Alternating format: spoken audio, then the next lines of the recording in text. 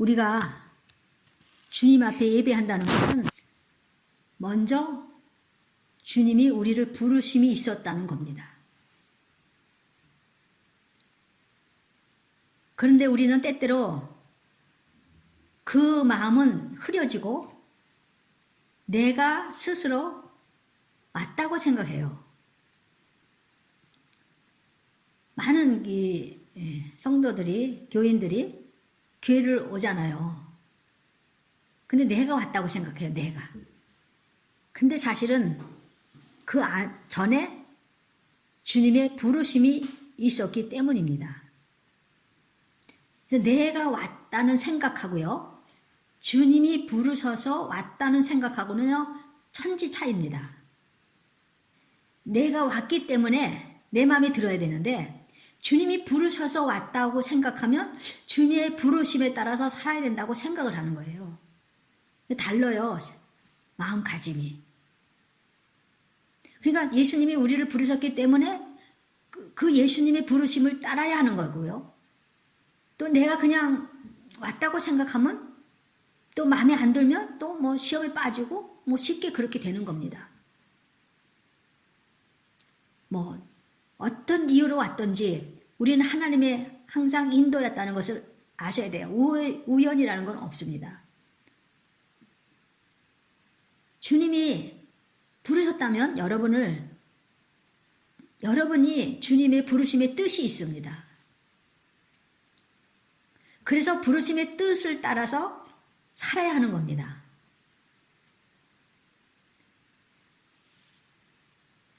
회사도 그렇잖아요. 취직을 하면 그 회사의 방침에 따라야 되잖아요. 내 마음대로 할 수가 없잖아요. 하나님 앞에 부르심을 갖고 주님 앞에 왔을 때 그 하나님 부르심에 따라서 그냥 가야 되는 겁니다. 세계 인구가 지금 78억쯤 되는데요. 그 중에서 나를, 또 여러분을 부르셨다는 것은 얼마나 놀라운 일인지 몰라요. 얼마나 감사한 일인지 몰라요. 그래서 시편 106편 1절에 할렐루야 여호와께 감사하라. 그는 선하시며 그 인자하심이 영원함이로다. 그런데 여러분, 우리가 살면서 감사할 일도 많지만 또 감사하지 못할 일도 많아요. 그렇기 때문에 감사 대신 감사하지 못할 환경이 되니까 감사 대신 뭐가 나와요? 불평이 나오죠. 불평은 불신앙에서 나온 거예요. 하나님이 우리를 부르신 다음에는 이제는 하나님의 그 뜻을 따라 가야 되는데 아직도 자기 주장으로 살았던 그 성품들이 바뀌어지지 않았다는 겁니다. 어떤 분들은 서서히 바뀌어요. 그리고 어떤 분들은 거의 어제나 오늘의 영혼처럼 동일한 것처럼 그렇게 같아요. 항상 보면요. 10년을 20년을 믿어도 항상 같아요. 하나님 믿고 주님을 영접하고 고백하는 것은 왜 그렇게 합니까? 우리 신분이 바뀌었기 때문이에요. 우리는 사망에서 생명으로 옮긴 거예요.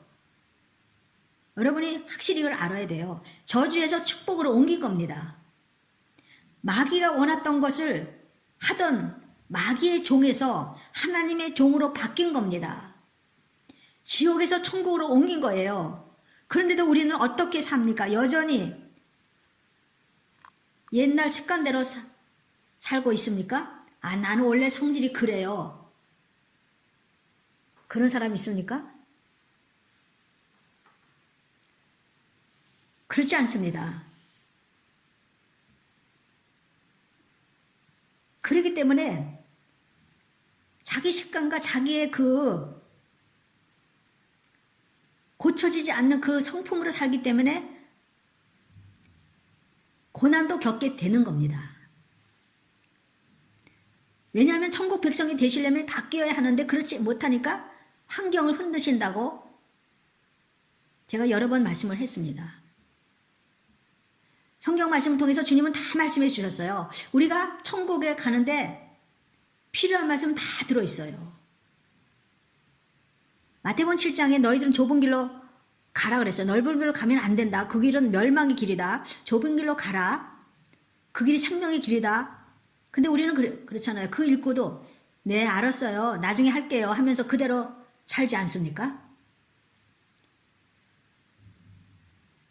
다른 사람이 가는 넓은 길로 일단은 그게 편하고 좋으니까 그 길로 가는 거예요. 넓은 길로요. 근데 그 길은 멸망의 길인데 가는 거예요. 자기 자신을 그렇게 너무 믿지 말아요. 내가 언제 금방 돌아올 거야. 믿지 말아요. 자기 자신을요. 믿으면 안 됩니다. 자신이 어떻게 될지 내가 몰라요. 왜냐면 내 속에 사탄이 역사한다면 내 스스로 안 되기 때문에. 마태복음 11장에 주님 말씀했잖아요. 나는 온 마음이 온유하고 겸손하니 나의 멍에를 베고 내게 배우라. 그리하면 너의 마음이 쉼을 얻으리니. 지금은 내가 젊으니까 나이 먹으면 그때 온유하고 겸손하지 지금부터 어떻게 그렇게 삽니까? 그렇게 생각하는 사람이 있지 않을까요? 온유하고 겸손한 것이 주님의 성품이에요. 그런데 우리는 강팍하고 교만하잖아요. 껐떡하면 교만해요. 온유하고 겸손해야 우리 마음이 평안이 오는 거였는데 그렇지 못하니까 불안하게 살아요. 평안이 없어요. 우리가 주님을 믿는다는 것은 바로 작은 예수가 되어서 사는 겁니다. 그래서 불신자들이 우리를 볼 때 하나님은 안 보이지만 우리를 보고 믿는 자는 좀 뭔지 다르다. 이렇게 해야 되지 않겠습니까? 고린도후서 3장에 이런 말씀이 있어요. 잘 들어보세요. 너희는 우리로 말미암아 나타난 그리스도의 편지니 이는 먹으로 쓴 것이 아니요 오직 살아계신 하나님의 영으로 쓴 것이며 또 돌판에 쓴 것이 아니요 오직 육의 마음판에 쓴 것이라. 하나님의 영으로 살아계신 하나님의 영으로 우리에게 썼대요. 근데 돌판에 쓴 것이 아니래요. 우리 마음판에 하나님이 영으로 쓰셨대요. 이것은 먹으로 쓴 것도 아니고 돌판에 쓴 것도 아니고 우리 마음판에 쓴 편지라는 겁니다. 그러니까 우리 삶에 새긴 것이에요. 우리 몸에 새긴 겁니다. 우리 몸 안에서 그 하나님의 쓰신 그 마음판에 새겨진 그 말씀이 우리 안에 있다는 거예요. 그래서 우리가 움직이면 어떻게 돼요? 이 편지가 움직여서 사람들한테 전해집니다. 그래서 우리가 누구랑 만나면 그 상대방이 우리를 보고 예수 믿는 사람이네 하게 되는 거예요. 어떻게 예수 믿는다 안 해도 어떤 데는 알아요 저들이요. 그런데 우리는 예수님 편지로 사는 것이 아니라 자기가 쓴 편지를 보여주는 거예요. 어떤 사람은 써 있어요 벌써. 나 건들지 마. 나 화난다. 이렇게 쓰여 있어요. 얼굴에 벌써 그렇게 쓰여 있어요. 우리가 그래서 그러잖아요. 어떤 사람을 보면 그 사람 성질 진짜 안 좋아. 피하는 것이 좋겠어. 그렇게 말할 때가 우리가 있지 않습니까? 우리 모두가 하나님 편지로 살아야 되는데 자기가 쓴 편지를 보여주면서 살아가니까 어떻게 주님이 오실 때 들림을 받겠습니까? 그렇게 살면서. 그래서 할 수 없이 주님은 간섭하셔서 우리에게 시련을 주심으로 해요. 나타나는 거예요. 주님은 우리 한 사람 한 사람 너무나 잘 알기 때문에 그렇습니다. 그렇기 때문에 시련이 올 때 그것 때문에 넘어지는 것이 아니라 오히려 기뻐하면서 주님이 나에게 간섭하셨구나. 나를 지금 만들어가는구나. 빚으시는구나. 그래서 오히려 감사할 수 있는 거예요. 그런 믿음이 있다면 엄청 그 사람 마음은 축복받은 마음입니다. 그래서 감사할 수가 없잖아요. 막 그냥 환경을 흔드니까. 근데 감사할 환경이 아닌데도 감사할 수 있다면 하나님이 하신 일을 아멘으로 받는 겁니다. 이게 진짜 감사예요. 환경은 견딜 수 없고 감사할 수가 없는데 오히려 감사할 때 이 감사가 진정으로 감사예요. 진짜 감사. 그냥 우리가 계속 뭐 감사합니다 감사합니다 할 때는 그거는 모르겠습니다. 그러나 이 어려운 환경 속에서 하는 감사가 진짜 감사지요. 누가 좋은 환경에서 감사를 못합니까? 이런 감사가 하나님을 영원하게 한다는 겁니다. 이런 감사가. 어려운 가운데서 하는 감사가 하나님을 영원하게 합니다.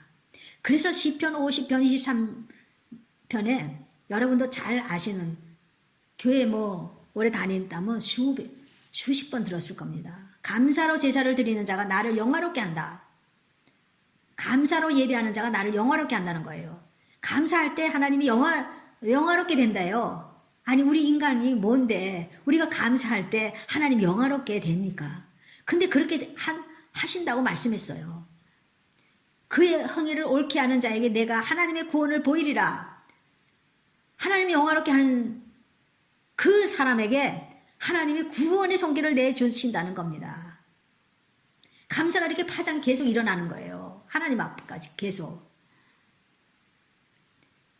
사람이 이 땅에 살아가는 목적은 하나님이 영화롭게 하며 그분을 기뻐하는 겁니다. 이것이 우리가 살아가는 목적이에요. 하나님을 영화롭게 하는 것은 우리가 감사할 때, 감사하면서 예배할 때 그것이 하나님이 영화롭게 한다고 하시는 겁니다. 누가복음 17장 10명의 나병 환자가 주님으로부터 고침을 받았어요. 한 명만 주님께 와서 예수님 발 앞에 엎드리지 않았습니까? 그때 그가 와서 감사했어요. 그때 주님은 뭐라 그러셨어요? 10사람의 깨끗함을 받지 아니하였느냐? 그 아합은 어디 있느냐? 이 이방인 외에는 하나님께 영광을 돌리러 돌아온 자가 없느냐? 그 9명에 대한 주님의 그 섭섭함이라 하실까? 그 아합은 도대체 어디 갔느냐?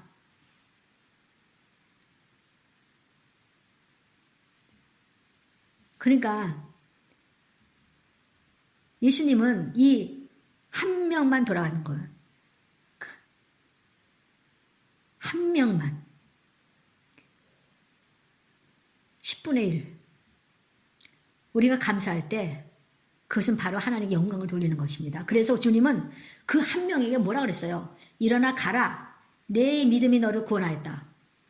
와, 이 사람은 주님께 와서 엎드리면서 감사하면서 하나님께 영광을 돌리니까 뭘 또 받았어요? 구원까지 받은 겁니다. 근데 치료받은 10명 중 9명은요.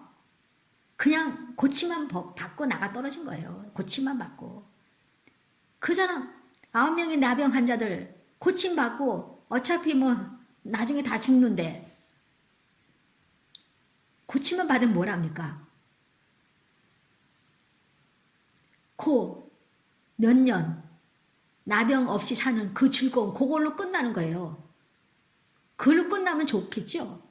근데 그걸로 끝나는 게 아니잖아요. 우리는 죽지 않잖아요. 우리는 죽지 않잖아요. 죽어도 죽지 않잖아요.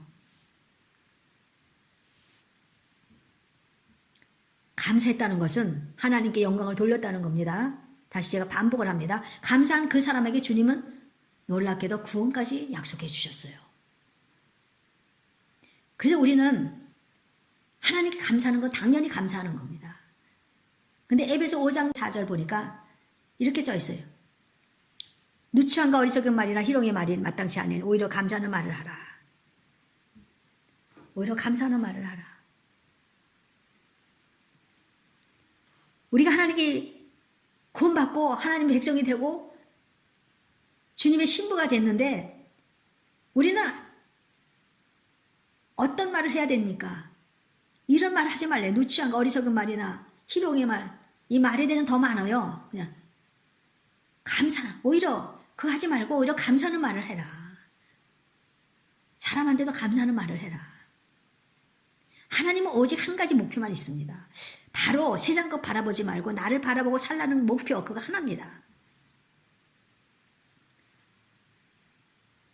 하나님을만 주목하게 하고 하나님의 뜻 안에 거하여서 살기를 원하시다는 것을 여러분 하나님 그걸 원하신다는 것을 명심해야 됩니다. 우리가 살면서 부딪히는 어떤 환경도 나를 망하게 하는 것이 아니라 여러분 우리에게 많은 환경 있잖아요. 고통과 고난들. 그거는 나를 망하게 하지 않습니다. 오히려 주님 안에 거하게 하는 것을 믿어진다면 감사하지 않을 수 없는 거예요. 왜냐하면 그런 어려움을 통과한 우리의 믿음은 정금같이 되기 때문이에요.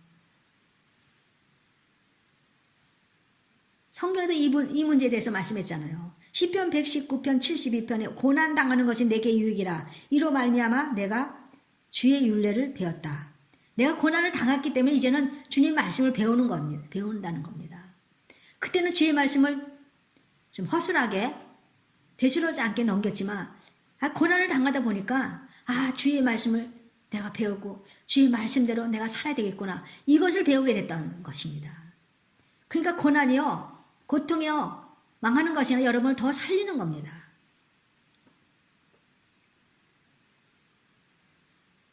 디모데전서 오늘 본문의 4장 4절 하나님께서 지으신 모든 것이 선하매 감사함으로 받으면 바를 것이 없나니 그랬어요. 사실 우리가 살아오면서 지워버리고 싶은 좋지 않은 일들도 있었을 것입니다. 그러나 여러분 그것마저도 하나님은 선하게 사용하신다는 겁니다. 그것이 있었기 때문에 오늘날 내가 주님 앞에 서 있다는 겁니다. 그 아픔마저도 실은 하나님이 허락하셨다는 것을 여러분 아셔야 돼요. 하나님이 허락하셔야 고통도 오고 고난도 오지요. 허락 안 하시면 안 오는 거예요. 근데 우리를 위해서 허락하셔요. 주님을 오직 바라보기 위해서 그걸 허락하신다니까요. 그래서 우리는 자기 자신을 모르지만 하나님은 나를 아시기 때문에 그 일을 통해서 그 고통을 통해서 주님을 더 주목하게 하고 주님만을 섬기게 하려는 하나님의 목적이 있다는 겁니다. 그래서 주님은 오르십니다. 제가 이걸 계속 주님 앞에 고백한 것입니다. 주님은 오르십니다. 아니, 좀 이렇게 말씀드리면 이상하다고 생각하지 모르겠지만 여러분 고통과 고난 중에 있는 사람들, 중병 중에 있는 사람들, 그들은요, 그들이 왜 이렇게 된 것에 대해서 감사를 못합니다. 근데 그래도 주님은 오르십니다 하면 주님이 나를 위해서 이렇게 하셨구나. 그렇기 때문에 주님은 오르십니다. 비록 내가 고통 중에 있다 해도 주님은 오르십니다. 견디기 힘든 그런 상황 속에서도 주님은 오르십니다. 그러면서 여러분 감사해 보십시오. 하나님의 은혜가 여러분에게 부어질 겁니다. 주님은 범사에 감사라고 하셨습니다. 이것이 우리를 향하신 하나님의 뜻이라는 것이에요. 주님 사랑합니다. 주님 감사합니다. 해보세요. 내 자신이 먼저 살아나요. 만약 우울증이 있으면 우울증도 없어져요. 우리에게 주신 시간을 얼마나 많아요? 감사하면서 사세요. 그러면 기뻐질 것이에요. 여러분 가족들에게도 감사하면서 사세요. 우리가 제일 안 하는 게 가족들한테 안 하잖아요. 감사를. 가족들에게 말하세요. 아무리 마음에 안 드는 자녀라도 말해주세요. 주님이 너 같은 아들을 아니면 너 같은 딸을 주셔서 나는 너무 감사하고 행복해 엄마는. 그러면 이럴 거예요. 내가 엄마 썩여 들었는데 뭐가 감사? 그래도 뒤로 물러가지 마시고, 아니야, 그래도 감사해. 앞으로 너의 모습을 상상하니까 너무 감사해. 해보세요. 이 말이 우리를 얽어맨다 그랬어요. 지난주에 제가 말씀을 드렸습니다. 영적인 분위기가 조성이 되는 거예요. 말 때문에 여러분 가정에 영적인 분위기가 좋을 수도 있고 나쁠 수도 있습니다.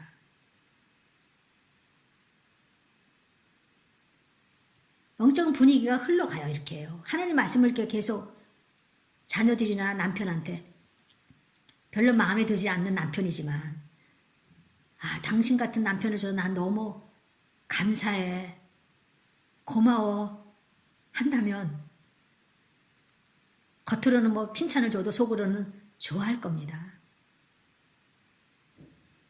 이것이 바로 우리 믿는 사람들의 편지로 사는 거예요. 하나님 말씀이 내 안에 마음판에 꽉 그냥 도장 찍같이 새겨 있는데 우리가 어떻게 살아야 됩니까?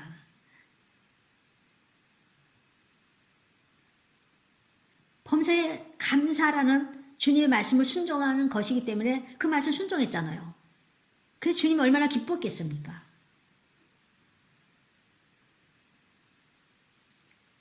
그 범사에 감사하다 보니까 또 기뻐지는 거예요. 그러니까 또 항상 기뻐하라는 그게 또 순종하게 되는 거예요. 다 연결이 되는 거예요. 그래 기쁘니까 하나님께 기도해야지. 또 기도하게 되는 거예요. 다니면서 대중교통을 이용하면서도 계속 기뻐하고 찬양하고 얼마나 좋아요. 여러분 그렇게 안 살고 자기 멋대로 살아도 한평생, 이렇게 살면 주님의 뜻대로 살아도 한평생. 그런데 끝이 다르다는 겁니다. 끝이. 꼭 주님이 우리한테 좋은 걸 주시기 위해서 감사하는 게 아니라 주님이 그리 아니하실지라도 나를 이 세상에 내놓으신 그 주님을 내가 찬양하고 감사할 수 있다는 겁니다. 그래서 여러분이 뱉은 그 말이 여러분의 가정을 묶고 여러분을 묶어요. 그러니까 좋은 것으로 여러분을 묶여야 됩니다. 묶여져야 됩니다. 부정적인 것으로 묶여지면요, 항상 부정적인 일만 나타나는 겁니다. 하나님 말씀을 가지고 계속 선포하고 감사하고 또 감사하고. 감사할 일이 얼마나 많아요? 내가 집안일을 한다면 나에게 건강 주셔서 내 집안일 할 수 있는 건강 주셔서 감사합니다. 그래야지 악모님 집안일 또 하게 돼. 그러면 병들어서 중환자실에 누워있는 게 좋습니까? 근데 그것도 감사하는 거예요. 왜 이렇게 부은 일이 많어? 그러면 안 하려면 중환자실에 들어 놓으세요. 그러면 안 해요. 아니면 죽든지. 그러니까요, 그거 설거지 하면서 또 감사하는 거예요. 나에게 이게 건강 주셔서 감사합니다.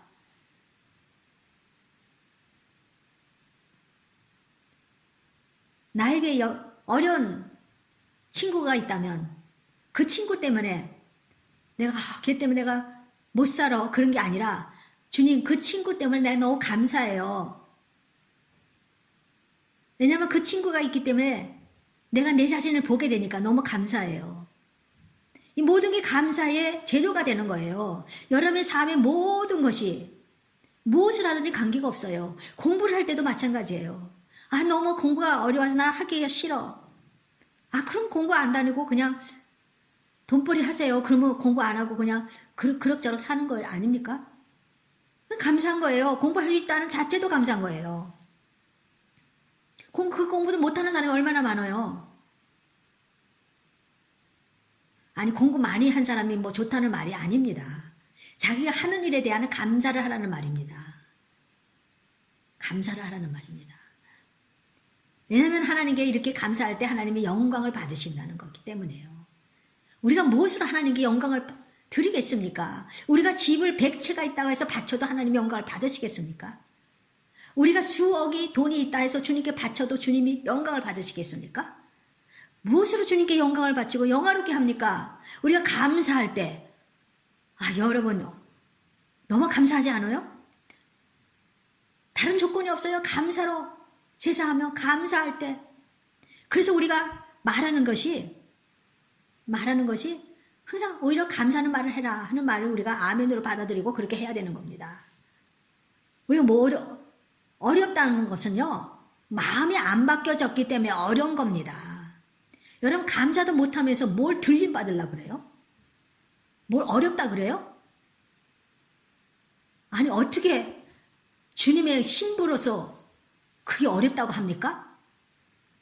신부를 어떻게 주님이 택해 주셨는데요? 그냥 쉽게 신부가 택해집니까?